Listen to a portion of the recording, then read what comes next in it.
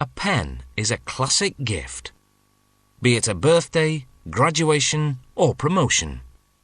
We're not talking ballpoints here, but rather the Rolls-Royce models, in sleek metal or sumptuous wood.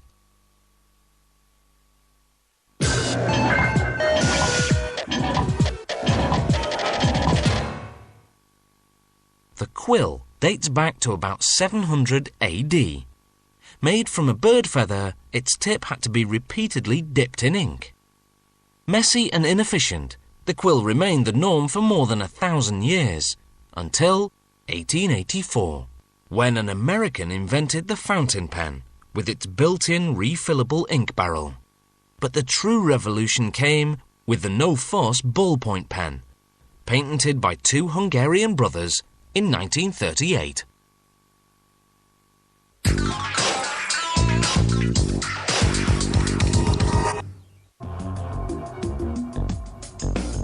Handcrafted wooden pens can be made from just one type of wood or from a combination of woods.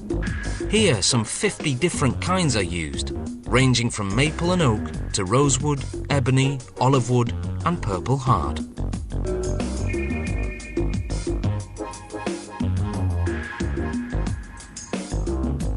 When using just one type of wood, the craftsman runs the block through a bandsaw, cutting a 15 by 15 mm wide strip. Then, with a radial saw, he cuts that strip into two pieces, each about 5 cm long. These will become the pen's top and bottom casings. Using a tool called a drill press, a hole is bored roughly 7 mm in diameter, right through each piece. Making a pen from a combination of woods takes a little more work. Instead of using a block of solid wood, a body is constructed by gluing together thin planks of contrasting woods. Once the glue dries, a wood planer removes the excess and smooths out the sides. Then, just as he did for the single wood pen, the craftsman cuts the block into 15 by 15 mm wide strips. Only this time, he slices diagonally so that each strip will showcase the multiple woods. Again, he cuts pieces for the top and bottom casings, then drills a hole through them. From this point on, whether one or more woods, the process is the same. 2 brass tubes are coated with glue, and each one inserted into a casing. A few drops of water are added to expand the adhesive into any gaps between the tubing and surrounding wood. These brass tubes will house the pen's mechanism. The glue takes about an hour to dry.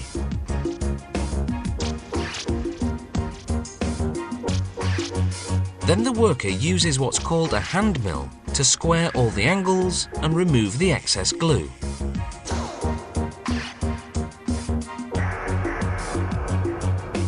Now for the skillful part. He turns the casings on a lathe to shape them. First, he rounds them out. Then, using a series of tools, he gives each casing unique detailing. The grooves are highlighted by the heat that friction generates, burning them dark.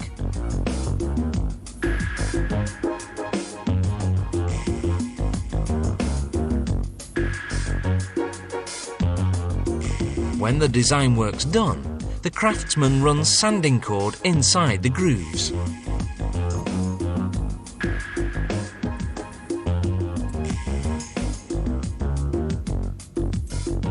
Then he sands the surface 3 times with progressively finer sandpaper. To protect the wood, he varnishes the casings with 4 coats of hardwood floor varnish, sanding between each application. When the last coat dries, he can assemble the pen, starting with the tip. He glues it to the bottom casing, tapping it with a mallet to ensure it's fully inserted.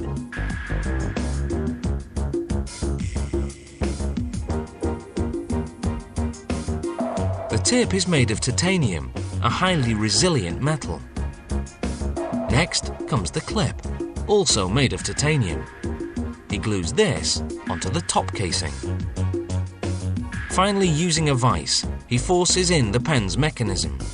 The mechanism houses a replaceable ink cartridge. A titanium ring joins the two casings.